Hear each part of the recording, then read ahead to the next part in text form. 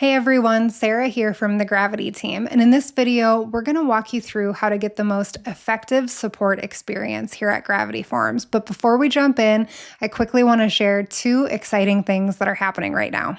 First, our Black Friday offers are just around the corner. This year, you can get Gravity Forms Elite for the price of Pro and Gravity Flow Ultimate for the price of Pro.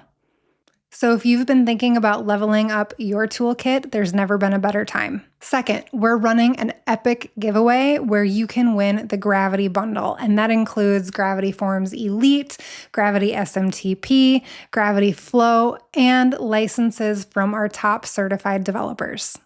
And you can find all that info in the description. Let's jump in.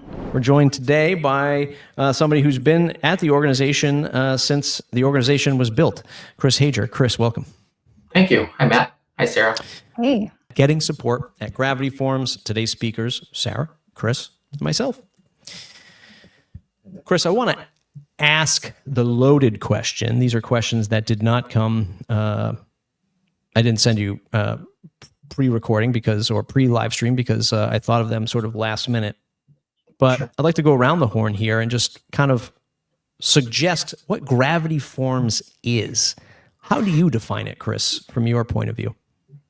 Well, Gravity Forms is a plugin for WordPress. This is what I have to tell people all the time when I tell people what I do for a living. Gravity Forms is a plugin for a WordPress site that allows you to collect information from your website visitors. That's very simply what it is. You can do a lot more than that with it, but that's very basically what it does. It allows you to interact with your website visitors. Sarah, do you have a take on what Gravity Forms is?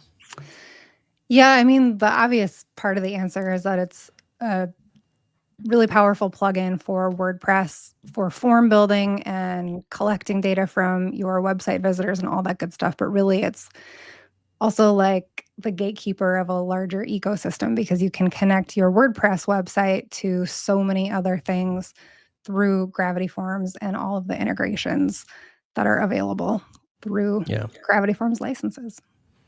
Yeah, obviously I agree with both of those, right? And I think, at least from my perspective, it's important to understand, well, no pun intended, the gravity of Gravity Forms and like what it does on somebody's website. And it could be just a contact form. Hey, we're looking for a quote for this thing, or I'd like to reach out to this author about this blog post that they wrote. But it could be a place where government data is input into a larger database system. It could be medical. It could be a nonprofit payment form. It could be selling tiny little digital goods or physical goods. It could be a means to input data for a larger bespoke app that somebody's building with WordPress. By the way, these are all examples from the Breakdown podcast of past interviews that I've had. And Chris, I think it might be fair to say, like, when you're like, it makes your job probably a little bit more difficult, right? Because Gravity Forms can be used for all of these things. Do you have a way to sort of like a middle ground, if you will, or is each support case super unique to that person? Like, is the response and the framework to the response, does it vary depending on like what thing somebody is building with Gravity Forms? Yeah, that's a good question. There's a lot of very basic questions, especially when customers are starting out with Gravity Forms. Some of the very common questions, it doesn't matter what type of site you're building. For example, we get a lot of questions about email notifications, and I know we'll get into that. That doesn't really matter what you're doing with the site. But then there are some very specific questions depending on what services you're integrating with. For example, payment forms, or if you're sending information via webhooks to some other service, or you're adding subscribers to MailChimp or Email Octopus or Constant Contact or something like that. So it does matter what you're integrating with, because if we know that up front, we can kind of figure out what direction we need to go in. We can pull on our resources and figure out what we've had problems with in the past, common things people have run into setting up those services, things like that. So basic problems are kind of the same for everyone, but then we get into specifics for each individual customer. Yeah. And then I often think about the challenges of WordPress, and I'm sure there's a little voice in your head, Chris, laughing like, "Oh yes," like we're not only are we supporting Gravity Forms, but oftentimes a user might be using WordPress for the first time, and just like understanding the scope of that piece of software, right? Like logging into the site with username and password, custom post types, taking a form, putting it on a page.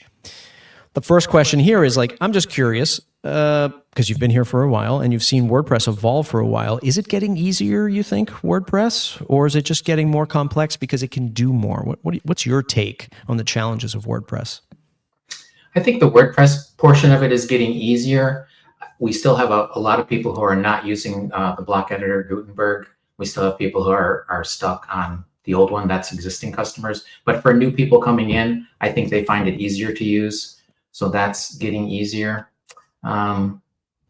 We also have a lot of customers that come to us, though, that have been handed a site by a previous employee or by a contractor or something, and they have no idea how it was built, how it works, what it's integrated with, and they are kind of jumping into it.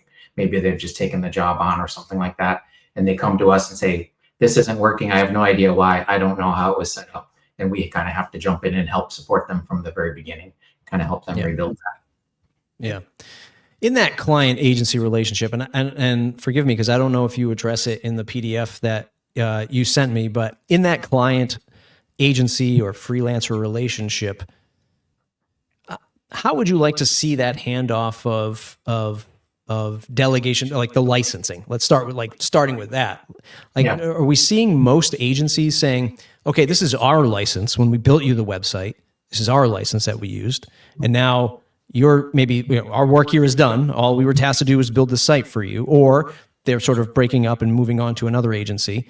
How do you like to see that handoff of the license go? And is that a challenge in support for folks to understand, I must own this license key to get this fantastic support? Yeah, it's definitely a challenge, and it's not handled correctly in the majority of times. We get a lot of customers that come to us and say, "I have Gravity Forms on my site. It's working fine. I need to get support, but I don't know the license key. I don't know the login."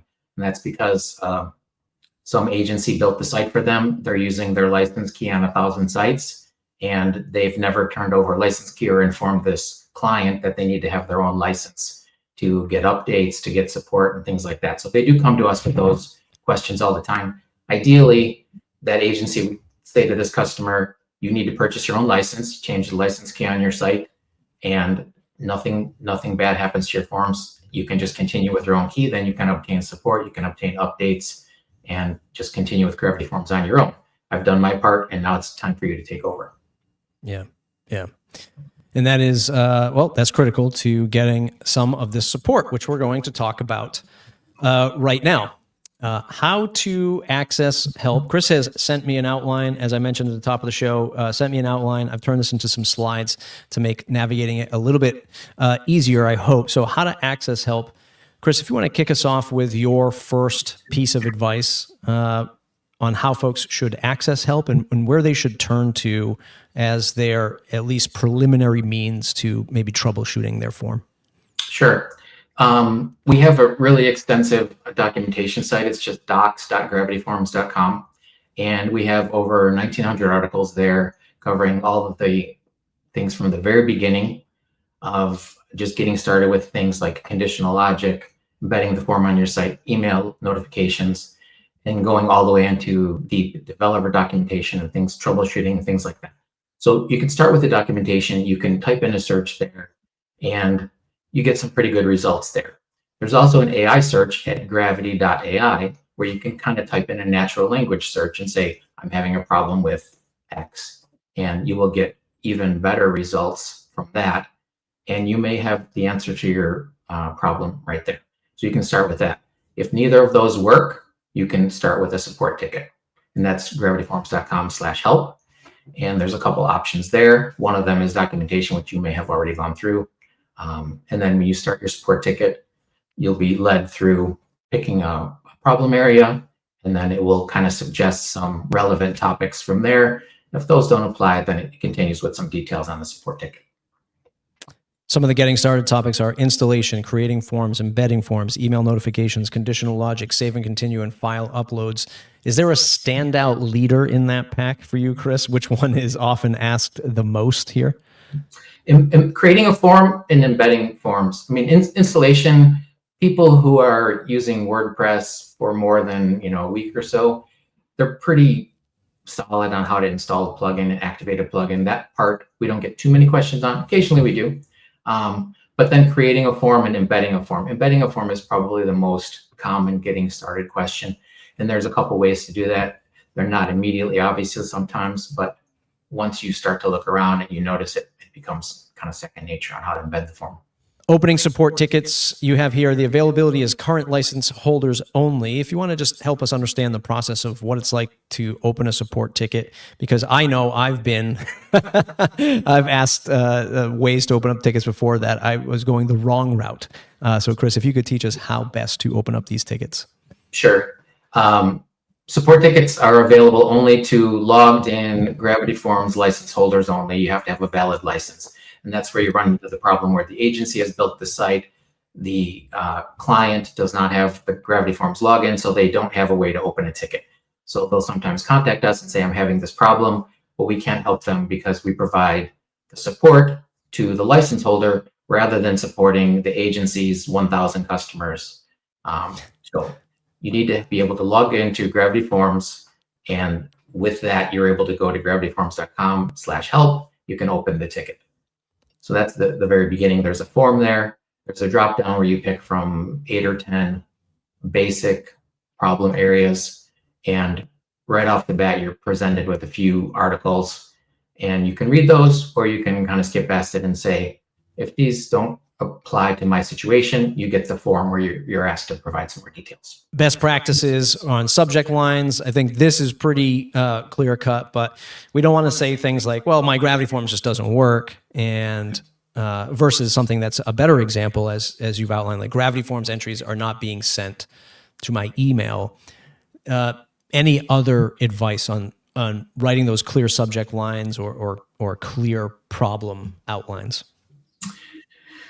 As much information as you can provide in the subject line is better. As specific as possible. You don't have to put the whole problem in the subject line. We do get that occasionally where you kind of get the whole thing, 3 lines in the subject line. But rather than Gravity Forms is broken, Gravity Forms doesn't work, can't get Gravity Forms to work, those things are not helpful. But if you say Gravity Forms gives me a fatal error, Gravity Forms entries are not being emailed, something like that. If Gravity Forms entries are not being sent to MailChimp. If you tell us any of those things, we can kind of scan very quickly and look at it from the beginning and know exactly where we're going to head with that ticket. So right off the bat, from the subject line, we know where we're going to end up helping you. Yeah. On the next slide, we have what to include in your ticket. So things like the page URL, system report, enable logging, the form export. I want to break these down individually, but before we get to answering this slide, what about in today's, I feel like the old guy yelling at the sky, right? Like, what about in today's age where we can make Loom videos and video is just faster and quicker? Are those things that are acceptable so long as they're not, Martin Scorsese length movies that people are sending you? Like, can it be quick video clips to help illustrate what the issue is? Video is kind of touchy because it's kind of a low bar for the customer, and it's not always apparent to us from the video, especially if it doesn't have sound, what they're trying to show us. So they'll say, having a problem with my form, and they say, see attached video, and they send the Loom link, and you look at the video and you're trying to figure out from the screen exactly what they're pointing out, by clicking around or something like that. So we kind of discourage that. We do have a place in the form to upload images. So you can upload images as many, I don't know what the limit is, but you can upload images to show us the problem. But it's better if you're able to describe the problem. The other thing that happens when you're describing the problem is sometimes we find this in support. When you're describing it, you kind of figure out maybe where the problem lies. You can kind of define it. You can sometimes find out where you made a mistake, or you can maybe define it a little bit better and get a little bit further towards the solution, even if you don't know the answer. So we kind of discourage videos. We do sometimes ask for a video if we can't recreate the problem. we will ask and say, can you show us exactly what's happening? Because we can't recreate this. But right off the bat, we don't really need the video. Customers like to do that because it is quick. They can just record the screen and they think it's showing us what we need. It typically doesn't include what we need, and we have to ask them for more information. It's just more back and forth. Yeah. Because what you want to do is punch into, at least at the first take, right? You have this page URL. This is where the form is embedded. So I assume maybe you check out the URL, right? Somebody puts that URL. You're actually visiting that URL and looking at the form yourself, correct? Yeah, these items on this slide, these are all asked for in the support form. There's 4 or 5 things that are asked for in the form. So if you give us the URL to the page, for example, if maybe you have a reCAPTCHA on the form and it's not showing up, we want to check the page. We want to see if the page is cached. We want to see if there's conflicts. We want to see what theme you're using. We want to see if you have multiple copies of the same form embedded on the page. There may be things that you didn't think of to tell us as the customer, but we can look at it and immediately go, oh, here's the problem.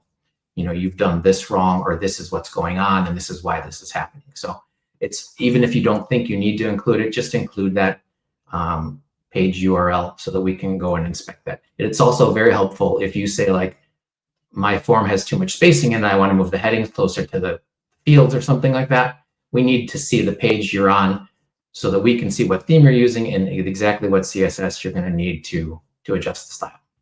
Yeah. We can't just give you a generic CSS. Sure. Right.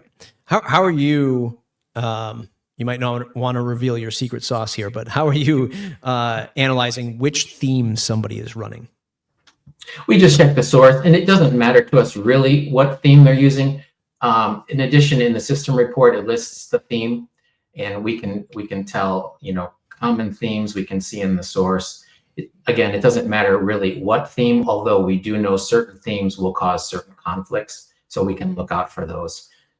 Certain themes have certain add-ons also that go with them, and we know those cause conflicts. So when we see a certain problem, we can sometimes go with the theme, and then that theme has an add-on, and maybe we know that that causes a specific problem. So that's why we need the system report as well. Talk to us about the logging feature. I'm curious how many people actually, with a show of hands, if possible, have enabled logging before and use logging to troubleshoot. If you could just explain logging to folks that maybe have never come across it. Yeah, the logging feature is on the, I forget which page it's on, Gravity Forms system settings. You can enable logging for all Gravity Forms add-ons, and a lot of add-ons that third parties create can integrate with our logging. And what that does is when you create a plugin for Gravity Forms, you have the ability to log things that are happening while the code is being executed. And it allows you to capture things like why a notification wasn't sent, or why something errored out when it was being sent to MailChimp, for example, or what happened when you tried to send a file to Dropbox. So we can look at the logs, and if you tell us that something didn't go correctly with MailChimp, we can look at it and say, oh, it's because the date of birth was in the wrong format, for example. Yeah, there's where you enable it, and then you save the settings on that page. So that's under forms and then settings, and we can enable the logging right there. Yeah, you would enable it there. Mm-hmm. And then by default, it enables logging for all Gravity Forms add-ons. And then when you send us your system report, it includes links to the log files, which we can then access and determine what happened. It's also useful for checking the timestamps on when certain things happened. It contains a lot of information. You don't have to look at it as a customer, but it's useful to us to be able to see exactly when things happened. Probably fairly verbose, right? And if there's a lot of traffic to the site, maybe a lot of activity with Gravity Forms, those logs can get pretty big. So you probably want to just leave it off unless you're troubleshooting. Is that a fair? That's a fair assessment, and definitely leave it enabled as long as we're troubleshooting, because if you disable it while we're still working on a ticket, it leads to logs. And this happens a lot. Like, we'll ask someone to enable logging, or they'll say logging was enabled, but then they disable it when they send in the ticket. We can't access the logs at that point, and we have to start over. So it's just more back and forth, and it just takes more time getting the problem resolved. So it does create large log files. They are rotated out, so it doesn't end up, creating a problem like that, like accessing a large log file. But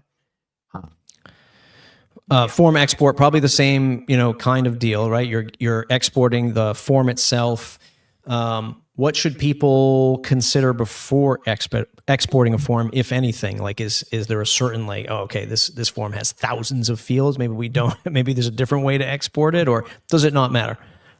That doesn't matter, but that's a really good example of why we would want the form export, because sometimes someone will write in and say, my form is performing very slowly, and they don't send us the form. So we would have no idea that it has 1,000 fields. We may also not realize that the form has a lot of conditional logic conditions, a lot of calculations, a lot of products. It may have a lot of third-party add-ons integrated with it. So if we get the form export from them, we can import it, and we can kind of get a head start on why their form may be performing slowly. That's one thing. The other thing that we can do is we can look at if they've possibly misconfigured conditional logic somewhere on an email notification or a confirmation. It's always a good idea to, if you're having a problem with one specific form, just send us the form export. And that's going to have all that information in there, including that conditional logic. I know you mentioned it, but just trying to illustrate like how much data is in that to really help with, troubleshooting these more maybe complex edge cases. Yeah. Let's hop into some of the common issues. Number one, according to your list, is email notifications. The typical problem is I'm not receiving these email notifications from my form, so I just throw my marketing hat on, and don't forget Gravity SMTP. We'll help you deliver these emails, of course. I'm sure that's a welcomed asset to the support team now that we have our own SMTP sending tool. But go ahead, let's unpack this. What's the most common reasons for email notifications not getting into somebody's inbox, and how do you tackle this? Yeah, that is probably 40 or 50% of our, especially new customer problems. They're just not receiving the email notifications. The number one problem, well, the symptom of it, you just don't get the email notification. On the entry, if you look at the entry, typically it will say that the email was sent successfully, but you just didn't receive it. And the reason for that is it's lost on the server. The server mail function just does not do a good job of delivering mail. And that's because the DNS is not set up correctly. It's possibly because of the reputation of the shared server that you're on. You may be on there with 1,000 other sites or 10,000 other sites or something like that. So that email is not being delivered correctly. So when you use an SMTP plugin like Gravity SMTP with a service of your choice, you're able to set up those DNS records, and you can ensure then that those, like you're using Brevo there, you can ensure that that email is going to be delivered. It's great now that we have Gravity SMTP where we don't have to recommend a third-party solution. We can recommend Gravity SMTP, and we have a dozen integrations now that you can, or even more, I don't know, 15, where you can then ensure that the mail is being sent. And what happens with Gravity SMTP and one of these services is when Gravity SMTP says the mail was sent, if you don't receive that mail, you can then go to your SMTP provider and check their logs and see what happened. And it may say that you were blocked by Outlook spam protection. It may say that your email doesn't exist. It may say that it was delayed for some reason. So you have even better logging with that, where on your shared web server, there's probably no logging at all for the mail function. How is that from a technical level with our customers? Do people push back on the idea of maybe even what an SMTP service is? Is it fairly, do they comprehend it fairly quickly when you say, look, the hosting doesn't do a good job, like sending email from your hosting servers is probably bad practice at this point. You need this third party. Is there pushback there on either getting a third party tool involved or the technology itself? There used to be a lot more than there is now. I think people are realizing, people have used WordPress for a little while. They're realizing that SMTP is almost a requirement at this point to send email, especially on shared hosts. There was a lot of pushback. There's not as much now, but people do still come to us after WordPress has said we delivered the mail and they just didn't get it. And we tell them that it's the web server, that they need to use SMTP instead. They do push back. But there's a lot of free services that are integrated with Gravity SMTP. So it doesn't have to cost you anything additional to use an SMTP service, especially for the volume that most of our sites, our customer sites have. You can send 6,000 emails a month with Brevo, for example, which covers the majority of the sites that we see. So it's definitely easy to set up. It's way more reliable, and you eliminate these problems 100%. Yeah, and it's actually, it's good, for anyone doing businessy things with Gravity Forms, on their website. Again, whether you're a nonprofit accepting donations, or you have forms that go to a sales team that, these are valuable contacts. Like, if there's any kind of like transaction happening or important information that it's critical to the business. For example, on this screen here, we can quickly see a log of emails that were successfully sent. We can see what the email was. We can see that it was delivered.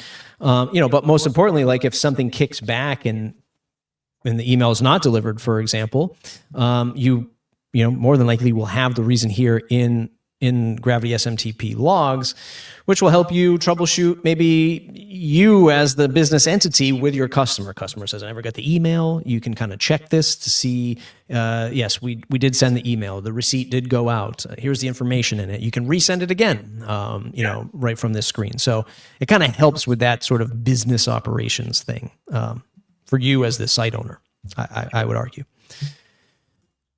Let's go to the next one. Common issue number 2, form not showing. Why doesn't my form show on the page, Chris? That happens a lot. Gravity Forms relies on JavaScript quite a bit on the front end to display the form. And if you have any kind of JavaScript error on the page, sometimes your form won't show up. So what we have to do first is run a conflict test. So that's checking for conflicts with your theme and the other plugins on your site. And there's 2 ways of doing that. There's a manual conflict test, which we have instructions for in our documentation. And then there's a plugin from Automatic called the Health Check and Troubleshooting plugin. That one can also be used for a conflict test. That enables you to disable plugins and activate an Automatic 2025 theme, for example, for just you as the admin, so you don't disrupt anything on the front end for customers or any live traffic or anything like that. So it disables everything else externally that's not Gravity Forms, and you can then see if the form is showing. If the form shows, then you have a conflict with something else.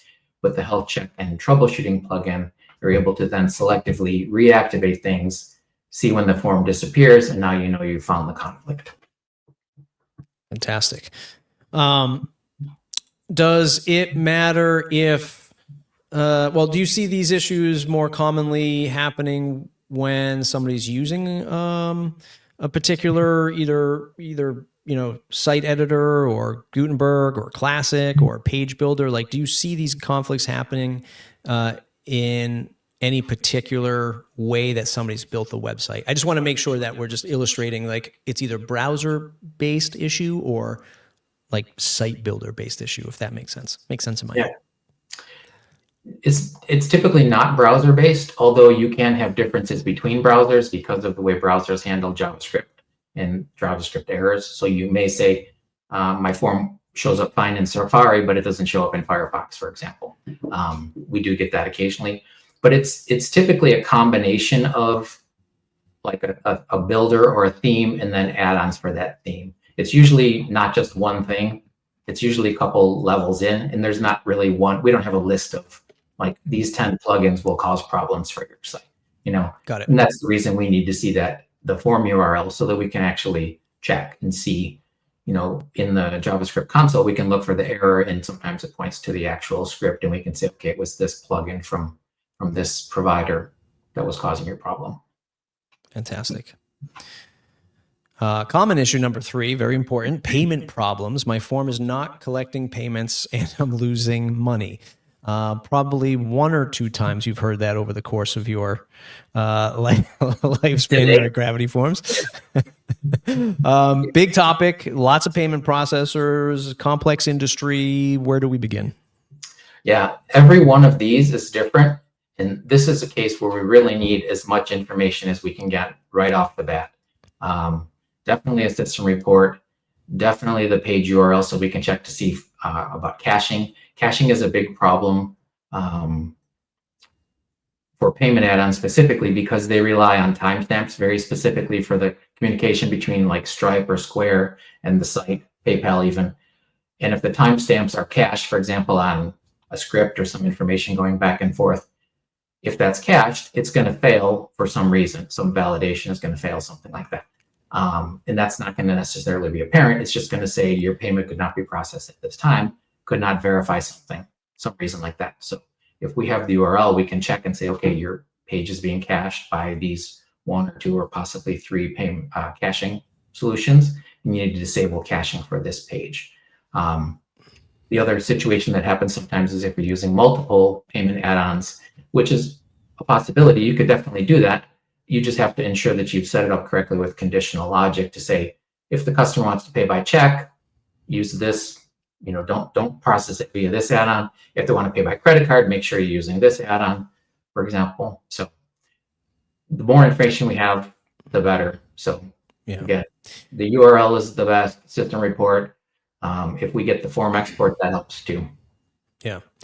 How do you triangulate the support from a web host with these kinds of issues? How do you frame that in our customer's mind that potentially there's a caching thing here, and you have to interface with your hosting service provider? Like, when does that? I hate to say, like, when do you pass that baton over to the tech support of the hosting company, and how much do you take on as Gravity Forms? Well, if it's a plugin based cache, if it's something that the customer's installed as a plugin, or if it's Cloudflare that they have control over rather than host based Cloudflare, then we will explain to them where they can disable that in Cloudflare, like Rocket Loader or something like that. Or if it's a plugin, we will explain how to do that. If it's SiteGround Optimizer, we will explain how to do that. But there are certain caching technologies that can only be done at the host level. And we know those. And if it's not apparent in the system report and we do see it in the page, we can tell them that they have no control over it. You're going to have to contact your host to have caching disabled. And this is how you do it. You contact the host, and you say you want this page excluded from caching. We have instructions for that as well.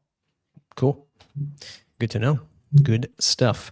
What kind of rapid fire are these so we can get into to some Q&A for those questions that have maybe not have been answered, or for questions people have been holding up until this point. But Chris has his the Chris Top 10, as I like to call it, top tips 1 through 5, starting with Gravity.ai, which you mentioned earlier, but we can kind of just go through these top tips from you, Chris. What do you have?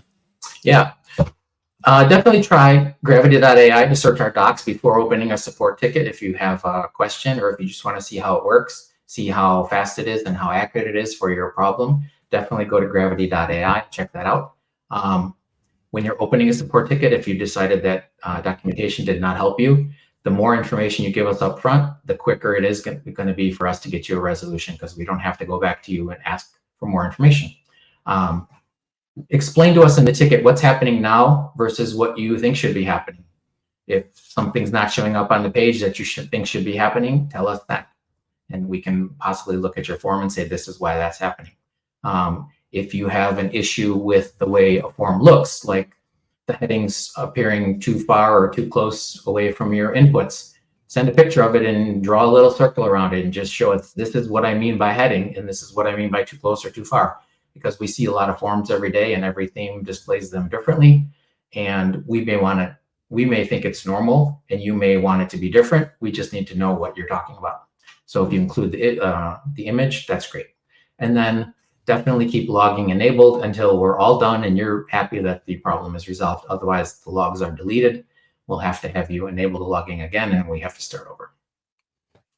So when we ask you to export the form, if you look on the export page, which we didn't look at, there's 3 options. Exporting, there you go. Export forms is the middle option. Export entries is the first one, which is kind of the default. And if you send us that file, we're going to have to go back to you and ask for the form. So it's not fatal. It just takes another trip back and forth. So yep. Entries just being the data that's inside the database from that form. It doesn't have any of the form logic. Exporting forms has all the form logic plus the form fields.